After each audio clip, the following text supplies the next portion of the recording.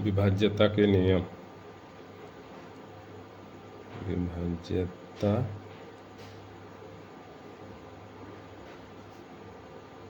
विभाज्यता के नियम।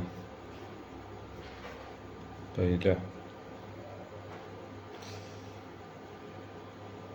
2, 4, 8, 16 से विभाज्य होने के नियम।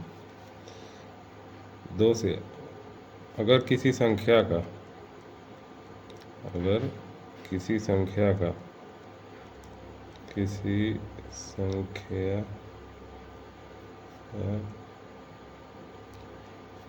अंतिम 2 अंक, अंतिम एक अंक 2 से विभाज्य होता है, 2 से विभाज्य हो, तब वो संख्या 2 से विभाज्य है। 4 से विभाज्य होने के लिए है कि अगर वो संख्या का अंतिम 2 अंक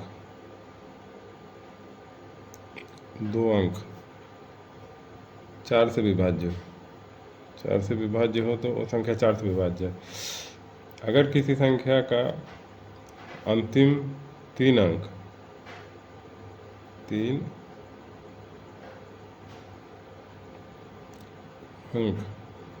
8 से विभाज्य हो, तब वो संख्या पूरा 8 से विभाज्य होगा।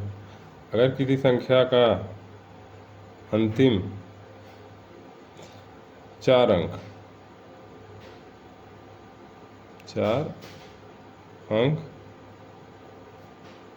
16 से विभाज्य हो, तब वो संख्या 16 से विभाज्य होगा।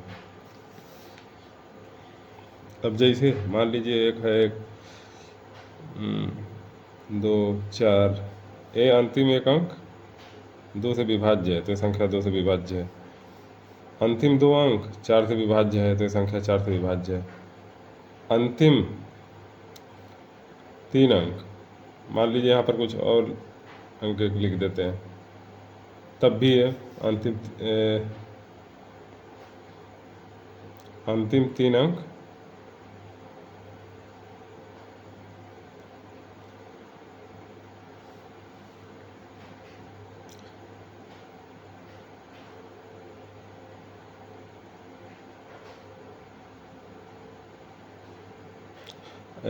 इसका अंतिम 3 अंक देखिएगा 8 से विभाज्य नहीं है,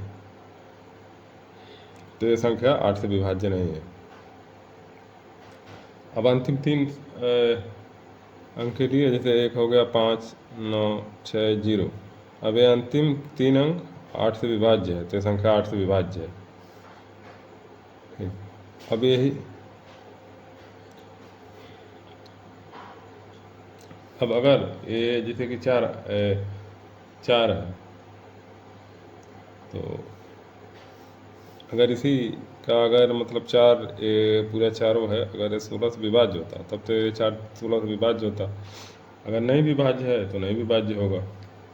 इसके लिए मान लीजिए 11 920।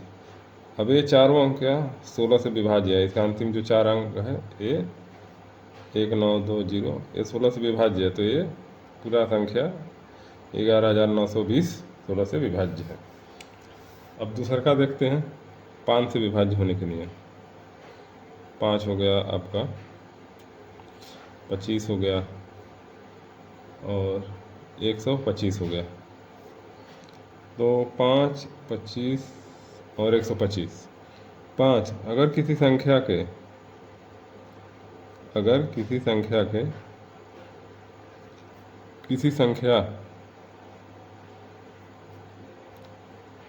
अंतिम में शून्य आ जाए, 0 या 5 हो तो संख्या 5 से विभाज्य है।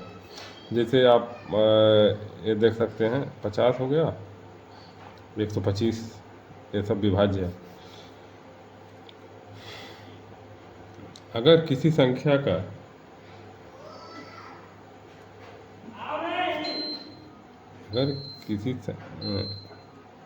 अगर किसी संख्या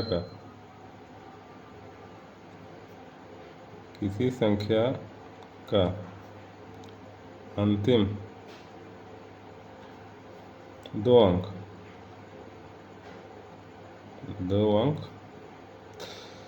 25 से विभाज्य हो, 25 से भाज्य हो, 25 से विभाज्य हो, तब वो संख्या 25 से विभाज्य होगा। जैसे 125 है तो अंतिम 25 से, यहीं पर मान लीजिए 125 है तो अंतिम दो अंक 25 से भाज्य है, तो ये 25 से पूरा विभाज्य है। जैसे 625 हो गया, ये भी है विभाज्य। अब यहीं पर अगर किसी संख्या का 3 अंक हो गया,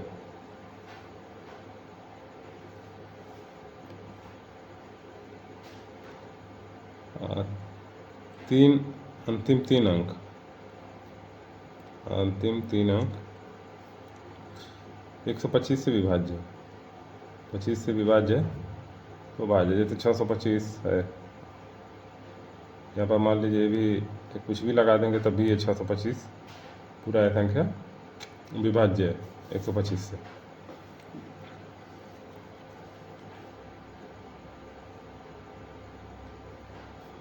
अब 3 और 9 से विभाज्य होने के नियम, 3 और 9 से, 3 और 9 का एकदम आसान है।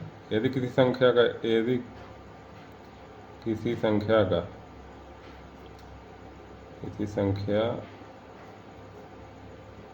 के अंकों का योग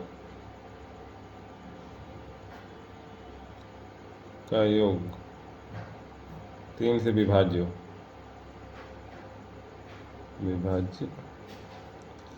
हो तो संख्या 3 से विभाज्य होगा। एम इसी में किसी संख्या के अंकों का योग 9 से विभाज्य है तो 9 से विभाज्य है।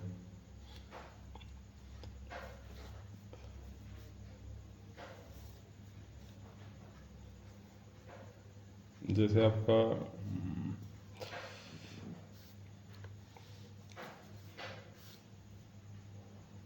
जैसे मान लीजिए 27 है, इसके अंकों का 1 2 9 9 हो गए। यहाँ पर भी 2 7 9 7 9 हो गया और 1 9 रहेगा तो भी 9 से विभाज्य हो जाएगा। 9 ये विभाज्य है।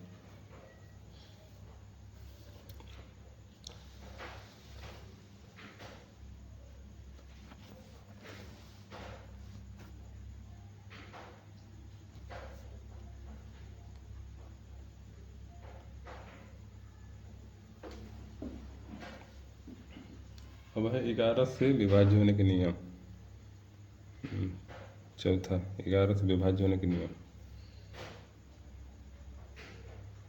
11 से विभाज्य होने के लिए किसी भी संख्या का, यदि कोई संख्या है तो संख्या के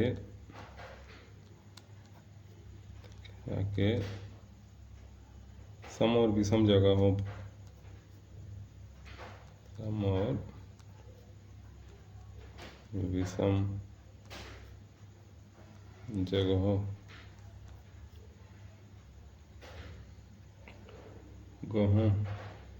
के अंकों के अंतर का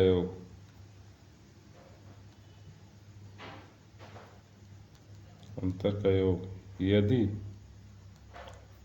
शून्य हो या 11 से विभाज्य हो, 11 से विभाज्य हो तो संख्या 11 से विभाज्य होगा। 11 से विभाज्य होगा जैसे लीजिए एक संख्या ले 4 808। अब देखिए एक 0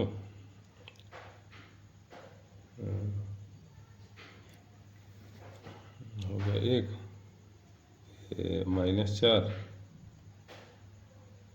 और ये -8। अब ये हो जाएगा बराबर इनका हो जाए -11, अतः संख्या 11 से विभाज्य है।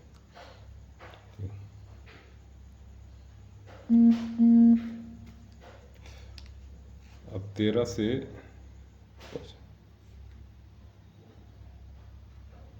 पचपन हो गया 13 से विभाज्य। 13 से विभाज्य होने के लिए क्या करना है,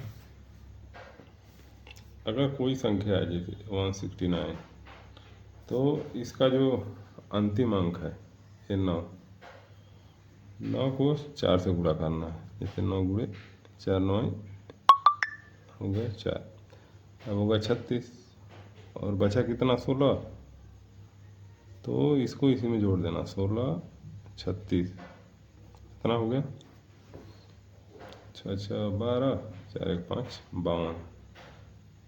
अब ये जो अगर आता है संख्या 13 से अगर विभाज्य है तब तो संख्या 13 से विभाज्य, अगर नहीं विभाज्य होगा तब संख्या नहीं विभाज्य। अगर इसको और छोटा करना है तो आप इसको क्या करिएगा, इसको लास्ट को 4 से गुणा करना है, 4 दूना 8,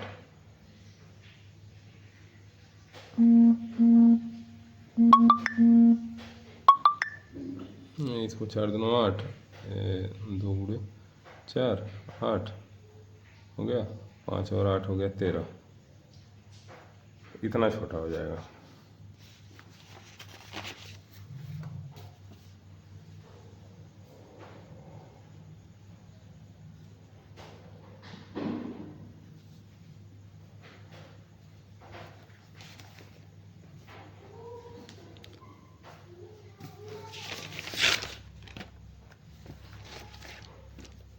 चौथा 19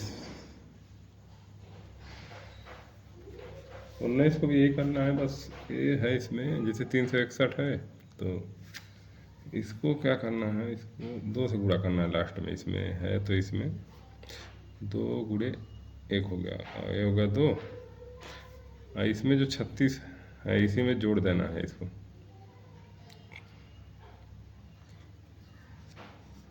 2 हो गया 38। अगर 38 19 से विभाज्य, अगर विभाज्य तो विभाज्य है, नहीं विभाज्य तो नहीं विभाज्य। अगर इसको और छोटा करना है तो 8 दूना 16 हो गया, 2 गुणे 8 16 हो गया, और इसको 3 में जोड़ दो 16 हो गया 19।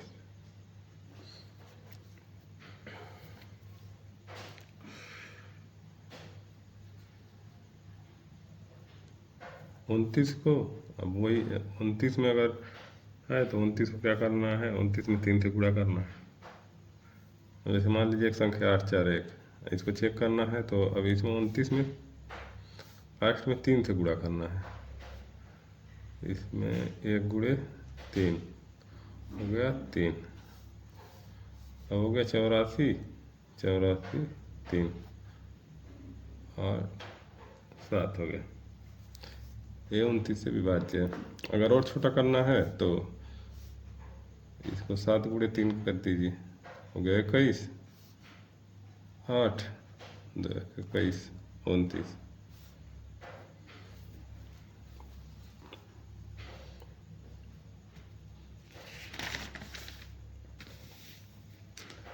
अब 17 का देखते हैं। 17 का है तो 17 से करने के लिए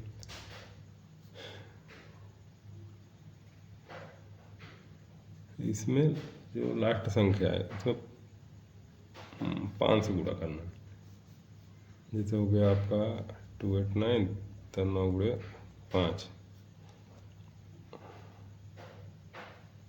और हो गया है 5 9 45। अब इसमें क्या करना है कि 17 में आपको जोड़ना नहीं है, 17 में घटाना है आपको, तो 28 - 45 ये आपका हो गया -17, ये जो 17 से विभाज्य। 7 का आप करना है,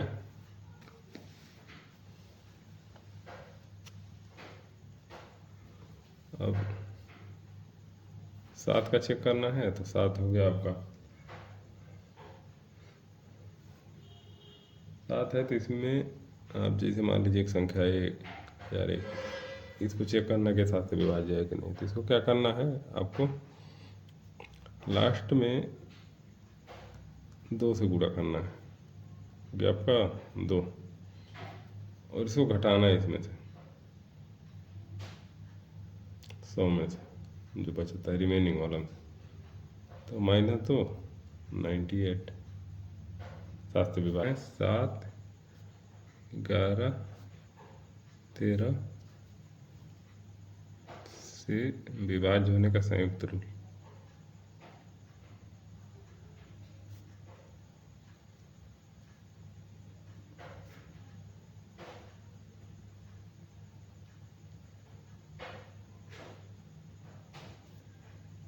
संयुक्त नियम में क्या, अगर कोई संख्या है, जैसे मान लीजिए इसको चेक करना है 12 4 4 5 1,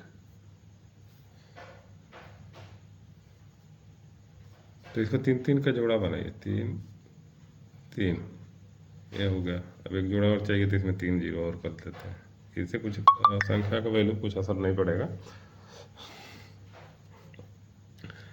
अब इनका अंतर जो आता है, ये जो इनका अंतर आ रहा है, इनका अंतर आपका आ गया 12, ठीक, और इनका जो अंतर आ रहा है,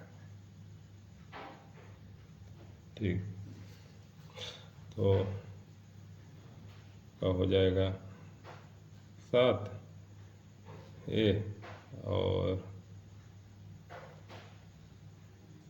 14 से 5 जाएगा तो हो जाएगा 9,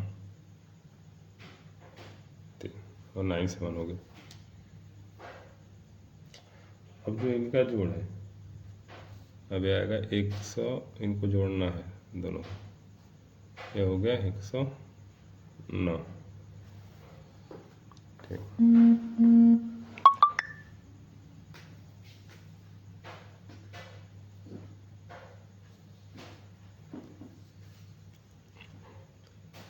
अब अगर 109 है, अगर यहाँ पर जीरो आता है, 109 की जगह अगर जीरो आए, शून्य आता, या 7 7 11 13 का गुणज जो भी आता, अगर 7 का गुणज जाएगा 7 से हो जाता, 7 से कटता, अगर 11 गुणा जाता तो 11 से कटता, अगर 13 का गुणा जाता तो 13 से कटता।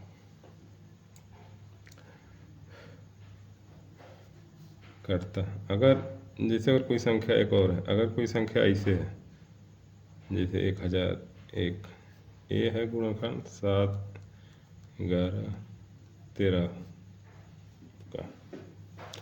अगर कोई संख्या जैसे मान लीजिए ABC है, ABC कोई संख्या है, अगर इसका गुणा किया जाए 101 में, तो ये हो जाएगा